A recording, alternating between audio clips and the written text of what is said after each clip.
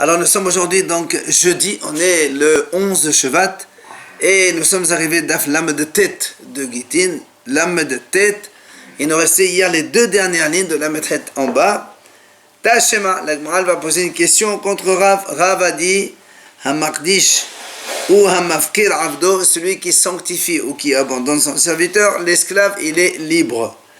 Alors la Gemara va lui poser une question. Tashema, on a vu dans la Braïta c'est marqué Hamakdish Avdo, si un maître il sanctifie son serviteur, la Braïta a dit Ose ve'ochel. Eh bien, le serviteur il peut quand même travailler et il mange le fruit de son travail. Alors pourquoi? Il m'a dit parce qu'en fait en vérité il n'a sanctifié que la valeur de l'esclave. Donc automatiquement, il y a une question contre Rav, il a dit quand on sanctifie un serviteur, un esclave, il est directement libre. Lui, maintenant, la Braïta a dit, non, quand on sanctifie un esclave, on ne sanctifie pas la personne de l'esclave, on sanctifie la valeur de l'esclave. Et donc l'esclave, il reste 600 mètres, il paye juste la valeur de cet esclave. Ah, là, on m'a dit Hamani, tu sais pourquoi Hamani, c'est qui l'auteur de ça? C'est Rabbi Meir. C'est Rabbi Meir qui est l'auteur. Donc il n'y a pas de question contre Rav. Pourquoi? Parce que Rabbi Meir, il a dit il dit Rabbi Meir, quand un homme il sort de sa bouche des mots, il ne sort pas des bouches pour rien. Là-bas, Rabbi Meir, il a dit, à propos de quelqu'un qui dit, j'offre la valeur d'un enfant de moins de 1 mois, il dit, nous on sait que dans la Torah, les halakhin, ça va de 1 mois et au-delà. Et lui, il a dit moins de 1 mois. Hachamim disent, il n'a rien dit. Mais, Rabbi Meir lui dit il donne la valeur de ce bébé, mais pas au niveau de la Torah, mais la valeur que les experts estiment pour cet enfant. C'est pourquoi? Parce que Rabbi Meir dit un homme il ne parle pas pour rien. Alors c'est pour ça que chez nous aussi, comme donc ce maître il a dit je sanctifie mon esclave, c'est pour ça que la Braïta elle a dit on paye sa valeur, parce que quand un homme dit je sanctifie mon esclave, il sait très bien qu'un esclave n'est pas sanctifié. Il ne va pas aller au Misbeh, ni au Beth Amikdash, rien du tout. Donc en vérité, il ne parle pas pour rien, c'est qu'il voulait dire je paye la valeur. Il a mal formulé. Voilà. La preuve, la Gemara dit, c'est comme ça. Le Sefa dit comme ça. Si le maître lui-même, il s'est sanctifié au Beth Amikdash, le maître de cet esclave, il travaille, il mange. Parce qu'il n'a sanctifié que sa valeur à lui. Alors la m'a dit donc la preuve, si tu me dis que c'est Rabbi Meir qui a dit comme quoi on ne sort pas donc des paroles pour rien, donc c'est pour ça que même le monsieur, quand il dit j'offre ma valeur, je sanctifie moi-même, alors ça veut dire qu'il veut sanctifier sa valeur, il offre la valeur. Et là, mais si tu me dis que c'est les Hachamim qui disent non, ils n'ont pas cette notion de Enadam aussi de valeur levatala. Bishama Avdo, l'edmir, Kai, et la Eo, l'edmir, Kai, que tu me dises que l'esclave, c'est pour sa valeur, je vois bien, mais un homme, est-ce qu'il peut offrir sa propre valeur? Enfin, quand il se sanctifie, il va sanctifier lui-même. Donc tu vois bien que c'est Rabbi Meir qui est l'auteur quand il a dit, un homme quand il dit je sanctifie un esclave, en vérité il veut sanctifier la valeur de l'esclave et pas l'esclave en lui-même. Et donc, c'est Rabbi Meir qui est l'auteur de ça, et c'est pour ça qu'il n'est pas d'accord, Rav, avec cela. Alors, là, moi, dit, est-ce qu'on va dire dans cette histoire de Makdish Avdo, celui qui sanctifie son esclave, est-ce qu'il est libre ou est-ce qu'il est kadosh? Est-ce que c'est une mahlon de Tanaïm? Ou ça? C'est marqué Hamakdish Avdo. Si quelqu'un il sanctifie son serviteur, son esclave, En Ma'alin Bo. Si quelqu'un il l'utilise, il n'y a pas de me'ila. Ça veut dire c'est comme si qu'il n'était pas kadosh. Par contre, à la base, Shimon Gamliel Omer, Mo'alin Bisaro. À la base, Shimon Gamliel dit non, on est Mo'al si on utilise ses cheveux. Si quelqu'un lui coupe ses cheveux, il les utilise, il est hayab me'ila, comme si qu'il a utilisé des choses sacrées du Beth Amikdash. Alors la Gemara dit, là où c'est quoi cette discussion ici entre les Hachamim et Rabbi Shimon Gamliel? N'est-ce pas des mots saval kadosh ou mots saval lo kadosh? Donc tu vois bien que quand on parle de Me'ila, c'est quelqu'un, il dit il est kadosh, l'autre il dit il n'est pas kadosh. Le Tanakama il dit il n'est pas kadosh, Rabbi Shimon Gamliel il dit il est kadosh. Donc c'était le mahlon de Tanaïm. Alors, la Gemara dit, comment tu peux parler comme ça? Si c'est vraiment ça, la mahloket, hay mo'alin bo ve'en mo'alin bo, hay kadosh ve'eno kadosh mevele. Si c'est comme ça, pourquoi on parle de Me'ila? On n'a qu'à dire directement. Hachamim disent à Magdash Avdo eno kadosh. Et là-bas, il dit kadosh, pourquoi tu parles différemment? Et là, c'est sûr que c'est pas ça. Et là, dechole alma kadosh, en vérité, quand on sanctifie un esclave lui-même, il est kadosh, selon tout le monde. Alors pourquoi un il dit Hayab Me'ila et l'autre il dit il n'est pas Hayab Me'ila? Surtout la question pour la Haramim. S'il est Kadosh, pourquoi il n'y a pas de Me'ila? Il dit et c'est la mahlokat entre eux, il s'agit de cela. Quoi? De moi savoir Avda Kimkat Kayed Dame. Un il pense le Eved il est comparé à du terrain. Et c'est pour ça que quand on est dans le terrain, on sait tous, il n'y a pas de Me'ila dans les terrains. Si quelqu'un, il y a un terrain, il appartient au Beth Amikdash. Quelqu'un, il vient, il plante des choses, ou il creuse, il prend du sable, ça ne s'appelle pas Me'ila. Me'ila, c'est qu'on a des objets mobiles. C'est pour ça, il dit ici, en vérité, tous les deux, ils pensent que c'est Kadosh. Il dit, pourquoi il dit qu'il n'y a pas de Me'ila? Parce que lui, il compare l'esclave à du terrain, et dans le terrain, il n'y a pas de Me'ila. Et l'autre, il dit non, au moins ça va, et l'autre, il te dit non, un esclave, c'est pas un terrain, c'est un homme mobile, c'est comme un objet mobile, et donc il y a Hayab Me'ila. C'est ça la mahlok entre les deux. C'est pour ça que l'Agma a dit, si c'est comme ça. C'est la valeur, on a dit, c'est la valeur de. Ah non, maintenant on n'est pas en train de parler de valeur. Maintenant on est en train de dire, est-ce que cette mahlok qu'on a vu chez Rav, qu'il a dit, celui qui sanctifie son esclave, il est libre.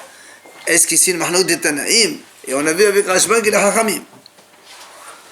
Alors l'Agma le dit, si c'est ça, si c'est comme tu as dit maintenant, qu'en vérité, que tout le monde dit qu'il est Kadosh, et la mahlok, est-ce qu'on compare l'esclave à du terrain ou à du mobile? Dans ces cas-là, alors pourquoi on a dit, pourquoi Rashbag il a dit, mais il a dans ses cheveux. Si tu considères que le Eved il est métal téline, il est comme des objets mobiles, ben on est mo'el dans tout le Eved, pas que dans les cheveux seulement. Elle change. En vérité, tout le monde pense que le Eved, c'est comme du terrain. Et comme c'est du terrain, il n'y a donc pas de Me'ila. Alors pourquoi donc Chachamim, eux, ils ont dit Mo'alehin? Alors il dit, il dit ici, la mahlok, c'est que cet homme-là, cet esclave, il a donc des cheveux qui sont devenus un peu longs et il allait chez le coiffeur. Il va les couper. Et la mahlok est allée. Moi, ça va qui gazouz d'amé, ou moi, ça va là qui gazouz d'amé. Un, il pense des cheveux qui vont être coupés, c'est comme si ils étaient déjà coupés. Et donc, c'est métal téline. Donc, le haïvet, c'est du terrain, c'est du kharkha. Il n'y a pas de me'ila dans le haïvet. Tout le monde est d'accord. Maintenant, pourquoi il a dit, Rashbag, il a dit, on met le mo'el dans ses cheveux? Parce qu'il pense que les cheveux qui ont poussé, qui vont être coupés, c'est comme si ils étaient déjà coupés. Donc, quand ils sont coupés, c'est du mobile. Alors, on est mo'el. Mo'el, pardon. Et l'autre, les Hachamim disent, comment ça va? Là, ok, gazouz d'ami. C'est pas comme il est coupé. Tant qu'ils sont sur le Eved il est du terrain, ses cheveux, c'est du terrain. Il n'y a donc pas de Me'ila là-dedans. Comme pour dire, quoi. Ça. C'est quel âge comme pour dire. Non, ça n'a rien à voir, parce que là, on a été Makdish le Eved lui-même. On a sanctifié l'esclave ici. C'est pas le Nassir, il est automatiquement lui-même. Alors maintenant, on dit, alors est-ce qu'on va dire c'est même Tanaïm qu'on vient de voir maintenant, Hachamim et Rashbag, sont dans la même mahlok qu'on a vu chez d'autres Tanaïm. Laquelle? D'Etnan. La Mishnah dit, Rabbi Meir Omer, Yesh Devarim, Shehem Kekarka, Ve'enam Kekarka. Ve'en Hachamim Mudim lo. Rabbi Meir dit, il y a des choses on les compare comme du terrain, mais ce ne sont pas vraiment des terrains. Et les Haramim ne sont pas d'accord avec lui. C'est quoi de quoi on parle? Ketsat, il dit voilà. Un homme, il dit à un monsieur, il lui dit, je t'ai confié 10 vignes pour me les garder. Tu les as pas gardées. Et l'autre, il lui dit, non, tu m'as donné que 5 à garder, pas 10. Alors nous, on sait le principe quand quelqu'un est modé b'mirsat hayav shevoa. Si moi je dis à quelqu'un, je t'ai confié par exemple, 10 vélos, oui, et lui il me dit non, tu m'as donné que 5 vélos seulement. Alors la Gemara dit là-bas, la dit, il est Hayav Shua, il faut qu'il jure. Parce que Bomodé Bimirsad, quand on reconnaît une partie de la chose, on est obligé de jurer sur le reste de la réclamation. Mais dans les terrains, ce n'est pas le cas. C'est pour ça que la Gemara dit comme ça. Rabbi Meir, il dit comme ça. C'est vrai que les vignes, elles sont plantées. Mais Rabbi Meir, il dit, mais Hayev, il dit que c'est Hayev quand même parce que comme c'est des vignes qu'on va cueillir, c'est comme si elles étaient déjà enlevées. Il lui a confié des vignes. Il ne lui a pas confié du terrain, que des vignes à surveiller. Et donc il lui a dit, je t'ai donné 10 vignes à me surveiller. Là, il y en a 5 qui sont morts, enfin, je ne sais pas ce qu'ils ont eu. Tu ne les as pas bien protégés ou bien gardés. Alors, tu me payes les 10. L'autre, il dit non, il n'y avait que 5. Normalement, au mois de début, ça travaille chez moi. Quand on avoue une partie, on est haïf choua. Mais dans les terrains, on est haïf de rien. Il jure sur le reste. Comme on a parlé du vélo. Mais là, comme c'est dans le terrain, on ne jure pas pour les terrains. Malgré tout, ici, là, comme la Mishnah a dit comme ça là-bas, Rabbi Meir, mais haïf. Rabbi Meir, il a dit haïf. Il faut qu'il jure quand même. Hachamim me disent non, comment on jure? Les plantes, elles sont collées au sol, attachées au sol. C'est du terrain, donc sur du terrain, on ne jure pas. Comme l'histoire des cheveux, pareil. Attends, il vient sur ça, il dit Rabbi Yossé, il dit Rabbi Yossé, en vérité là-bas, il s'agissait que les vignes, elles étaient déjà chargées et les raisins, ils étaient prêts à être vendangés, maintenant. Alors c'est pour ça que dès Rabbi Meir, ça va être Kefsot Damian, et Rabbi Nasser, il a Kefsot Damian. Et donc Rabbi Meir, il a dit Hayab, pourquoi? Parce qu'on considère que les raisins qui devaient être cueillis comme s'ils étaient déjà cueillis, c'est pour ça que tu payes le prix des raisins, c'est du mobile. Et les Hachamim me disent non, même si les raisins sont prêts à être cueillis, ils ne sont pas encore cueillis, ils sont dans l'arbre, c'est encore de la terre et on ne jure pas pour ça. Quoi qu'il en soit, sur ça on pose la question, est-ce que c'est la même mahloket qu'avec les cheveux? Alors, l'Agma dit, Rabbi Meir, l'Agma dit non. Je peux te dire que même dans notre cas, Rabbi Meir, donc dans notre cas des cheveux, Rabbi Meir, il est d'accord que dans les cheveux, ça ne s'appelle pas comme ils vont être coupés, alors c'est comme si ils étaient déjà coupés. Bien que dans le raisin, il le pense. Pourquoi? Il dit, pourquoi Rabbi Meir, il a dit dans les raisins, qu'il doit jurer parce que les raisins qui vont être vendangés, ils sont considérés comme si qu'ils étaient vendangés déjà. Et la Be'anavim de Hamad de Kaimen Mechash Chishi. Il dit parce que les raisins, quand ils sont sur l'arbre, si on les laisse, ils vont pourrir. C'est pour ça que quand ils sont prêts à être vendangés, Rabbi Meir considère comme si qu'ils étaient vendangés. Et donc c'est pour ça que Rabbi Meir il a dit il est hayab de jurer. Mais ici chez nous dans l'esclave, les cheveux quand ils poussent, c'est encore mieux. Parce que si tu vends les cheveux, tu vas avoir plus d'argent. C'est pour ça que dans ce cas-là, Rabbi Meir il dira, on ne dit pas que les cheveux comme si ils étaient coupés, pas du tout. D'accord? Donc c'est pas du tout la même chose. Donc c'est pas les mêmes mahlouk que les Tanaïm là-bas. Qui s'allait Rabbi Yahya bar Yosef, quand Rabbi Yahya bar Yosef il est monté en Israël, Amal le Hashmata de Rav, comme Rabbi Yohanan. Il a donné cet enseignement de Rav devant Rabbi Yohanan. Comme quoi Rav avait dit, celui qui sanctifie son esclave ou celui qui abandonne son esclave, dans les deux cas, l'esclave il est libre. Ça c'est Rav qui a dit ça. Et donc Rabbi Yahya il est allé en Israël. Là-bas il a rencontré Rabbi Yohanan. Il a dit voilà, Rav à Bavel, il a enseigné comme ça.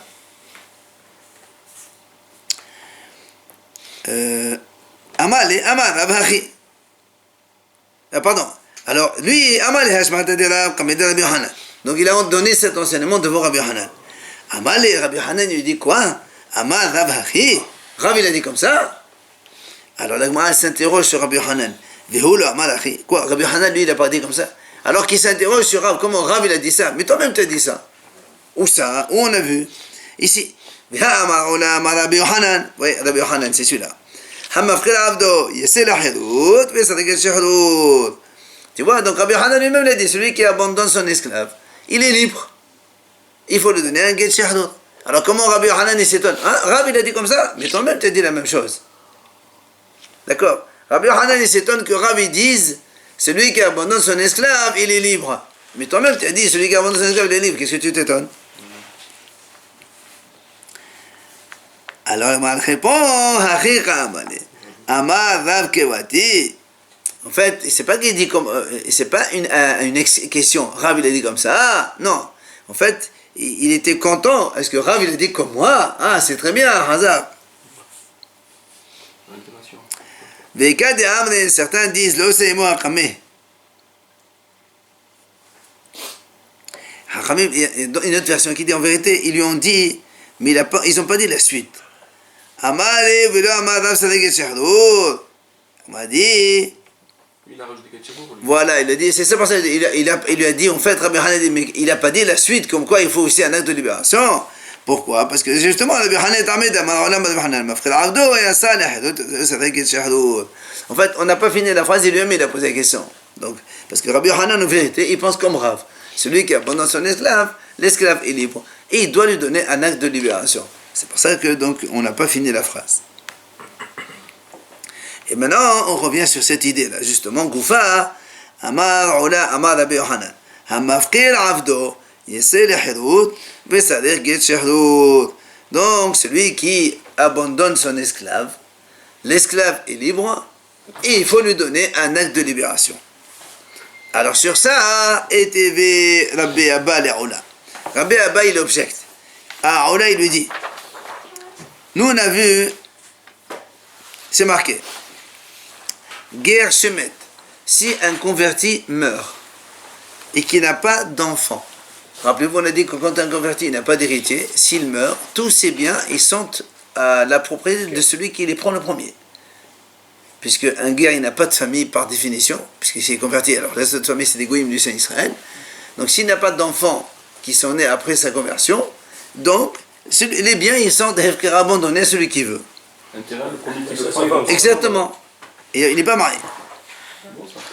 Guerre Shemet. Au Bisbezou, Israël est Hassav. Et imagine un Israël, il vient, il s'accapare les biens, le premier. Imaginons, il a laissé une villa avec des choses, des voitures, des choses dedans. Seulement, dans la villa, il y avait des esclaves.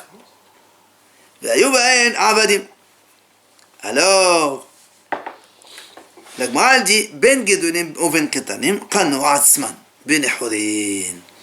La Gemara dit comme ça. Si un juif il vient, il s'accapare la maison, il a droit, il s'approprie la maison, d'accord. Mais s'il y a des esclaves dans la maison, chaque esclave, il devient libre tout seul. Kanu Atzman. De la même façon que un juif il peut s'approprier le terrain, l'esclave il s'approprie sa liberté avec la mort du maître, puisqu'il est mort. Ça, c'est Tanakama. Abba Shaul Omer. C'est pas un bien mobile, l'esclave? On a déjà vu qu'il y a une mahlok tout à l'heure. D'accord. Mais on a dit qu'en vérité, tous les deux, ils disent que c'est un karka. On a dit tous les deux.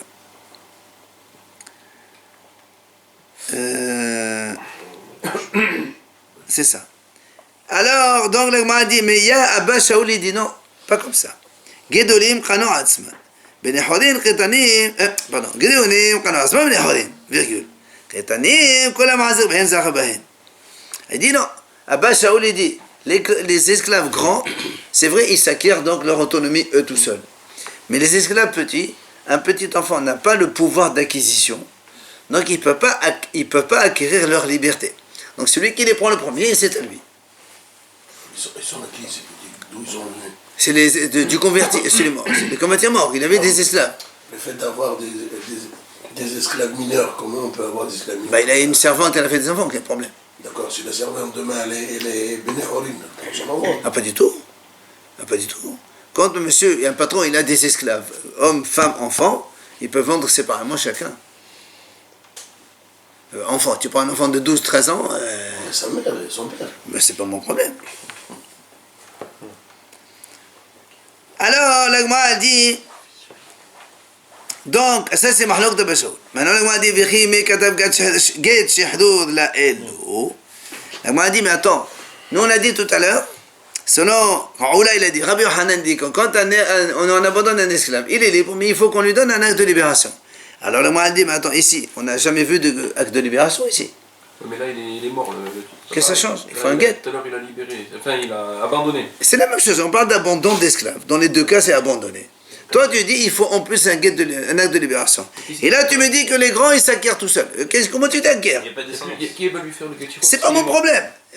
C'est pas mon problème qui c'est qui va lui faire les guettes. Moi, toi, tu dis, voilà, un guet, un esclave qu'on libère, qu'on abandonne, il est libre, plus il faut un acte de libération.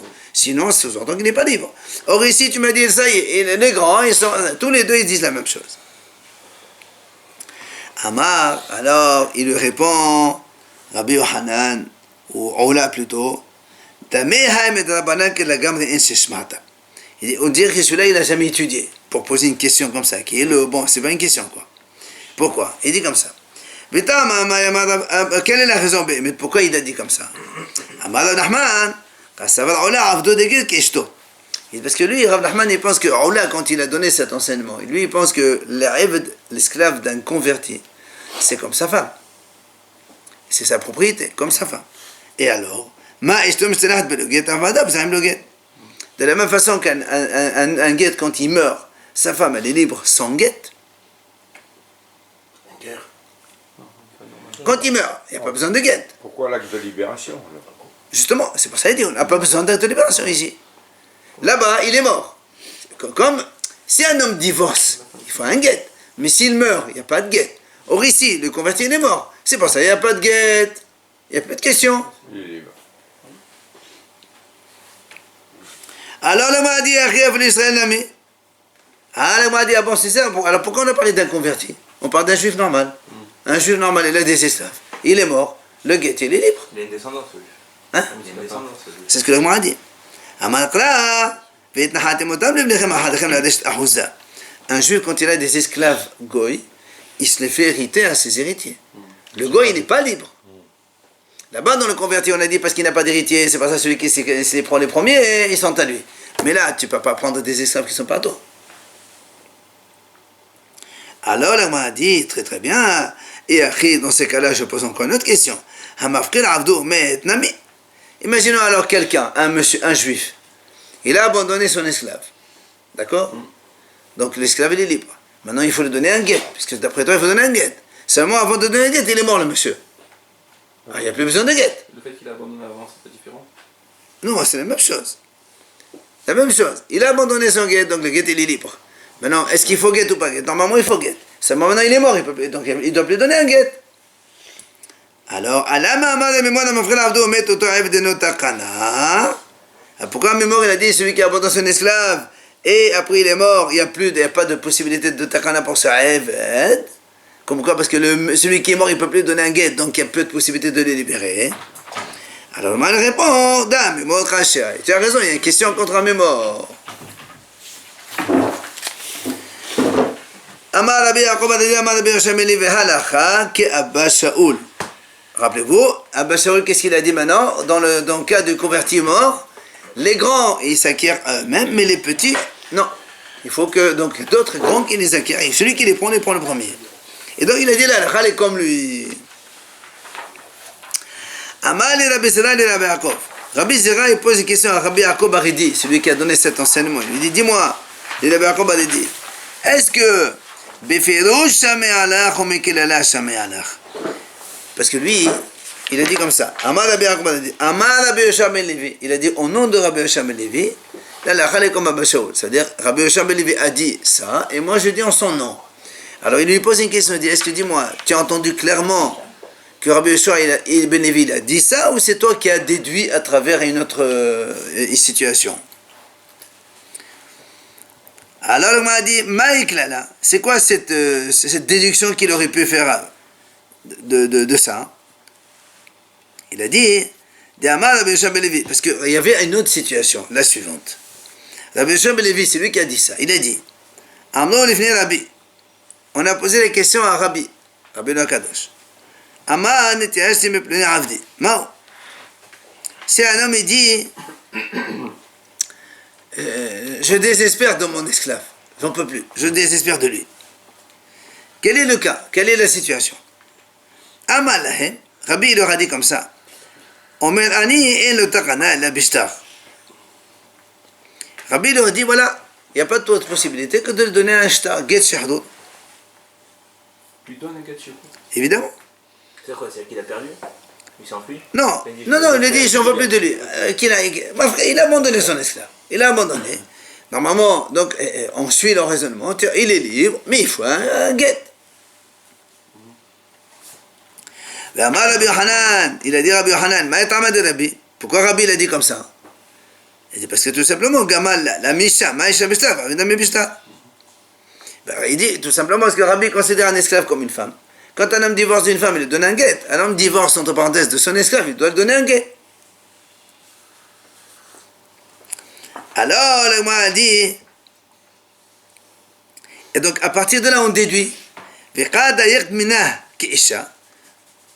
comme on a expliqué à propos de la femme, c'est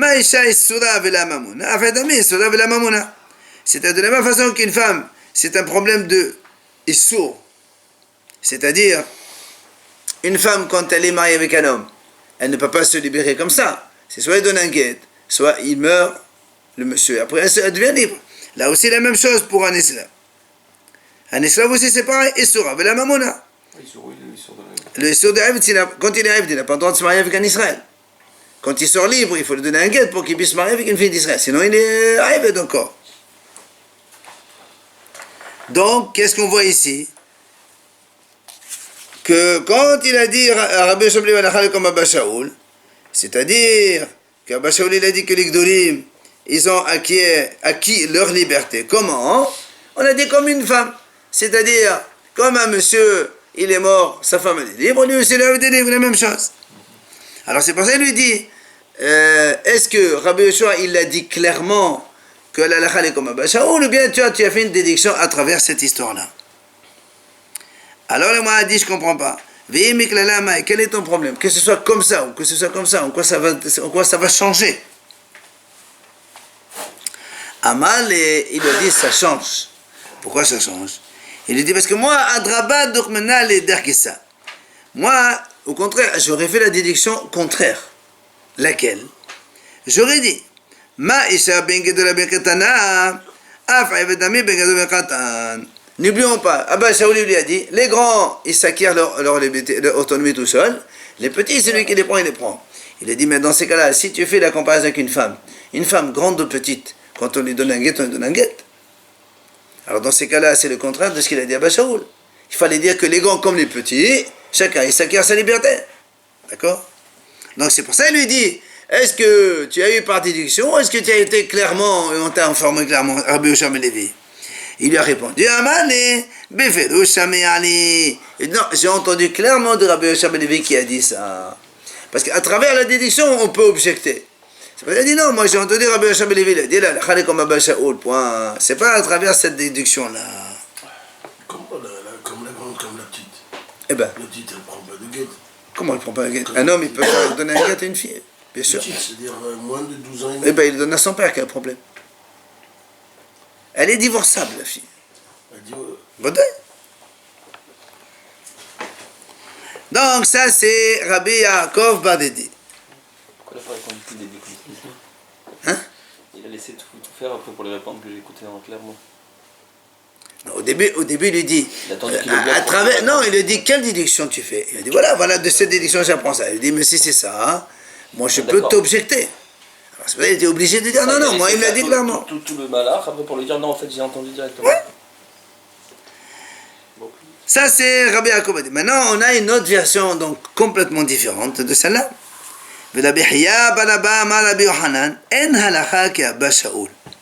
Ça, c'est Rabbi Hiya Baraba, il dit au nom de Rabbi Yohanan que la halakha, elle n'est pas comme Abba Shaoul. Tout à l'heure, c'était Rabbi Yoshua ben Levi qui a dit la halakha, elle est comme Abba Shaoul. Maintenant, c'est Rabbi Yohanan qui dit la halakha, elle n'est pas comme Abba Shaoul. Et là aussi, Rabbi Zera lui dit la même chose. Aman et Rabbi Zera et Rabbi Hiya Baraba, est-ce que est-ce que tu as entendu clairement de la bouche de Rabbi Yohanan quand il a dit la halakha, elle n'est pas comme Abba Shaoul? Ou bien c'est une déduction que tu as faite à travers un autre enseignement? Alors le mot a dit, Mike Lala, c'est quoi cette autre situation? Il dit la même situation que nous venons de voir avec Rabbi Yoshua ben Levi. Rabbi Yoshua ben Levi, Amru lifnei Rabbi. On a posé la question à Rabbi. Neta'ash miploni abdi ma'u. Si quelqu'un dit je désespère de mon esclave, quel est son statut?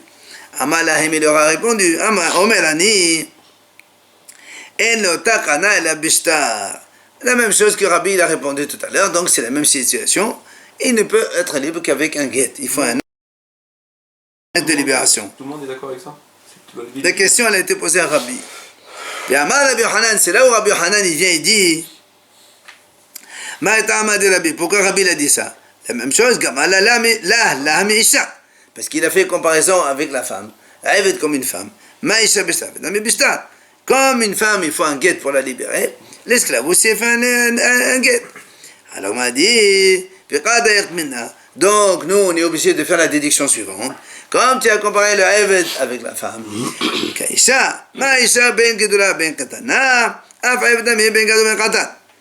donc tu vois bien que nous on peut déduire que comme tu as comparé le Eved avec la femme on peut la divorcer grande ou petite, l'esclave aussi il peut être grand ou petit. Comme Abba Shaoul il a dit non, il n'y a que les grands qui sont libres, les petits non. Donc là la n'est pas comme Abba Shaoul, c'est ce qu'il a dit Rabbi Yohanan.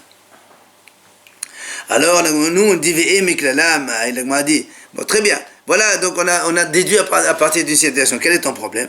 Alors il dit la même chose que tout à l'heure à l'envers. Adraba, donc maintenant moi je peux te dire donc une déduction contraire, laquelle? Ma isha isura velo mamona, afa evdame isura velo mamona. C'est de la même façon que pour une femme on parle de issour et on ne parle pas de mamon. Mais dans Eved aussi la même chose, c'est-à-dire il m'a dit, étant donné que une femme grande, évidemment, quand on lui donne un guet, c'est pour enlever l'interdiction, donc elle était mariée. D'accord? C'est pas un problème d'argent. Alors moi je peux t'aider pour la Eved aussi, c'est pas un problème d'argent, c'est uniquement un problème de issour. C'est-à-dire qu'un Eved petit, il ne peut pas épouser une juive, parce qu'il lui est Eved. Alors, si c'est un problème d'issour, donc le maman en lui-même, il peut se l'acquérir. Toi, tu dis qu'un petit, il ne peut pas s'acquérir. Moi, je te dis non. Si c'est au niveau des sourds, je veux bien. Mais au niveau maman, un bien en soi, aussi même s'il est petit, il peut s'acquérir. Alors, Amal, alors c'est pour ça qu'il lui dit, tu sais quoi, j'ai entendu clairement Rabbi Hanan, il m'a dit, c'est pas une déduction, parce que tu m'opposes. Rabbi Hanan dit, la halakha, elle n'est pas comme Abba Shaoul.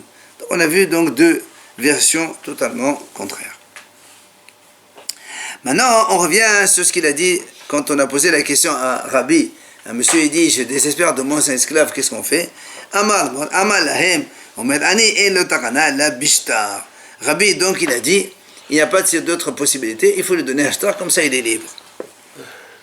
Alors là, on a dit, quand même, il y a une question. Laquelle? Rabbi Omer. Pourtant, nous on a vu hier, on a dit comme ça. Si un homme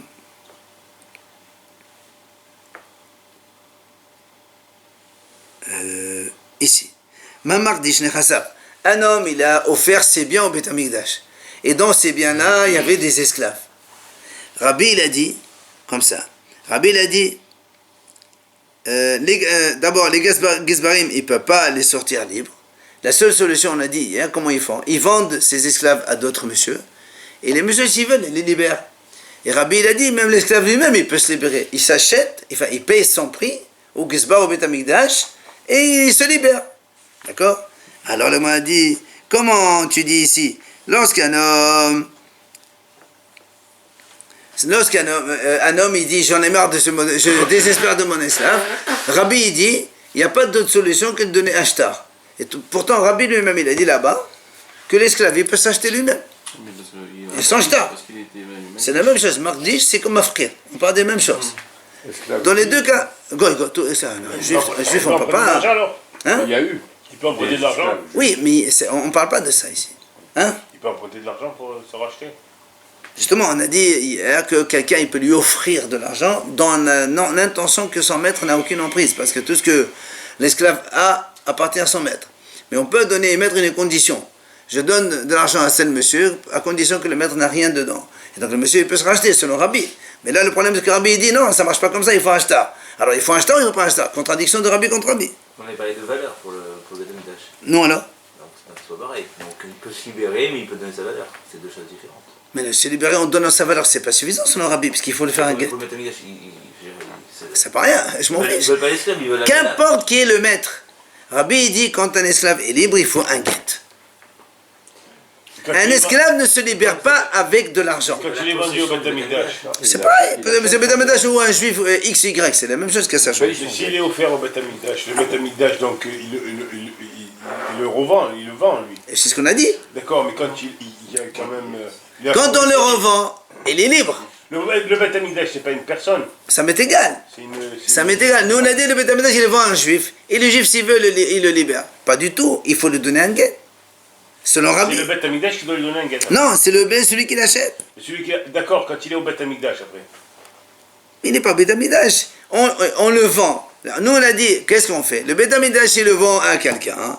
Et ce Avant quelqu'un. de le vendre, il appartient au Beth Amikdash. Mais le Beth Amikdash, il n'a rien à faire avec un esclave goy. Qu'est-ce qu'il va faire avec lui? Il va vendre, il veut de l'argent. Mais pour le vendre, il appartient au Beth Amikdash. Mais c'est normal, si quelqu'un il sanctifie des biens au Beth Amikdash, il appartient au Beth Amikdash. Donc c'est le Beth Amikdash qui doit avoir le guet. Non, le Beth Amikdash, il ne donne pas de guet. Le Beth Amikdash, on a dit, le Beth Amikdash, il doit le vendre à un juif qui lui a pris s'il veut le libérer. La Gemara répond, Il passe par le c'est pas un problème. Oh, Beches, c'est vous, Bishtar. Vehaï paka le kaspé. La Gemara dit, en fait, Rabbi, pour lui, c'est pas. Un esclave, ça se libère ou avec de l'argent ou avec un shtar. Ok. Mais le problème, c'est que celui-là, quand le Beth Amikdash il a acheté, oui, il a mardish, il a donné au Beth Amikdash. Donc il n'y a plus d'argent. Parce que le monsieur, il n'a pas vendu. D'accord? Comme il n'y a plus d'argent, c'est pour ça qu'il faut un shtar. Un contrat. Et là, il n'a pas utilisé de shtar, on a vu quand il était Magdish, justement. Donc la Gemara dit Achicham ou bechesef ou b'shtar. Vehaï paka le kaspé. Ça veut dire que, étant donné que normalement, quand on libère un esclave, Rabbi il dit comme ça, tu peux le faire avec de l'argent ou tu peux le faire avec un shtar. Mais comme ici il n'y a pas d'argent puisque tu l'as offert au Beth Amikdash, alors c'est pour ça qu'il a dit là-bas, il faut un guet, il faut un acte de libération. Non, dans le Beth Amikdash, non. Mais c'est quand il passe du propriétaire au Beth Amikdash qu'il faut l'acte. C'est pas quand le Beth Amikdash. Non, arrête avec ton Beth Amikdash. La Gemara dit en vérité, le Eved il peut s'acquérir ou avec de l'argent. Rabbi te répond, ou avec de l'argent ou avec un shtar. Et comme ici, comme le maître il a abandonné son esclave, il a abandonné. Il a abandonné le Beth Amikdash. Ici, il a dit je désespère de lui. Donc il n'y a plus de kesef ici. C'est pour ça que Rabbi il a dit en le tachana et la bishtar. En vérité, Rabbi il accepte les deux, ou de l'argent ou un shtar. Dans le cas du Beth Amikdash, il y a de l'argent, puisqu'il va le vendre. Donc il n'y a pas besoin de shtar. Mais ici, où il n'y a plus d'argent, puisque le maître il a dit je désespère de lui et je l'abandonne, donc il n'y a plus d'argent visible, il faut un shtar, ou l'un ou l'autre.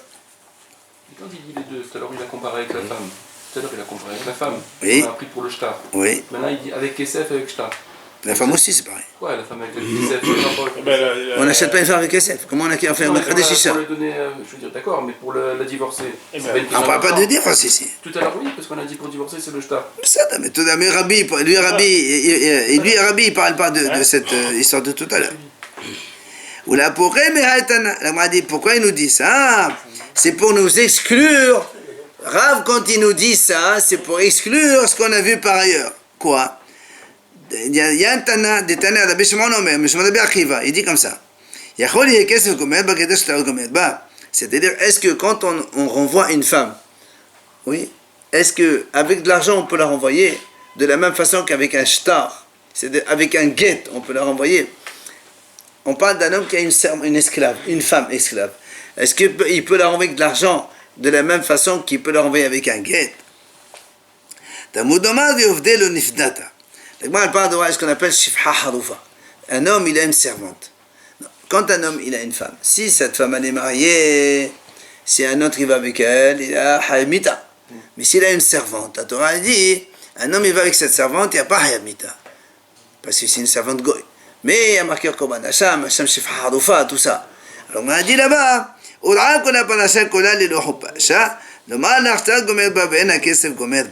c'est-à-dire que, à propos de cette fameuse servante, qui est donc maintenant encore servante, elle est esclave de son mari, la Torah dit là-bas, étant donné qu'il n'y a pas de Hayuv Mita comme une femme mariée, d'accord? Alors, la Torah elle dit comme ça, Hovde lo niftata, on n'a pas racheté. Et après il dit le moi, lo hupasha, c'est-à-dire elle n'est pas libre. C'est-à-dire si elle était libre, donc une femme normale, il y a Hayuv Mita. Ici, pourquoi on n'est pas Hayuv Mita? Parce qu'elle n'est pas libre. Alors on a dit, c'est-à-dire que, selon Rabbi Akiva, un esclave ne peut sortir qu'avec un shtar. Et c'est pour ça que Rav, il est venu, il nous a enseigné, non, un esclave, il peut sortir aussi bien avec un shtar qu'avec de l'argent. C'est pour ça que l'Agma a dit ici, Rav, il vient nous enseigner pour exclure la vie de Rabbi Akiva. Avec l'argent, c'est-à-dire elle se rachète. Oui, si elle veut. Amar Rami Barhama, Amar Rab Nachman, Halacha ke Rabbi Shimon. C'est-à-dire que, comme on dit Halacha comme Rabbi Shimon, il vient de dire maintenant, Mishum Rabbi Akiva, que la femme ne peut sortir qu'avec un guet. Et non pas avec du kesef. Et Rabbi Yosef Barhama, Amar Rabbi Yochanan, lui, il dit non, en Halacha ke Rabbi Shimon. Le contraire. Donc ils sont en contradiction. Alors, Ashkehe Rav Nachman bar Yitzhak le Rava bar Sheilta, Yavaka Petahadi Bitfila. Rav Nachman, il a trouvé Rava bar Sheilta. Il était à côté de la synagogue. Amal le halacha ou en halacha? Est-ce que c'est l'halacha les comme Rabbi Shimon ou pas? Maintenant, qu'est-ce qu'on fait?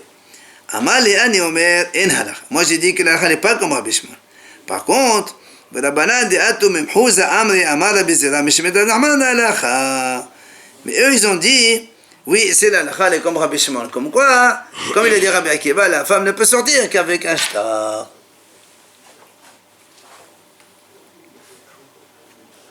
On va faire ça demain parce qu'on est en retard aujourd'hui. C'est ce que j'ai dit.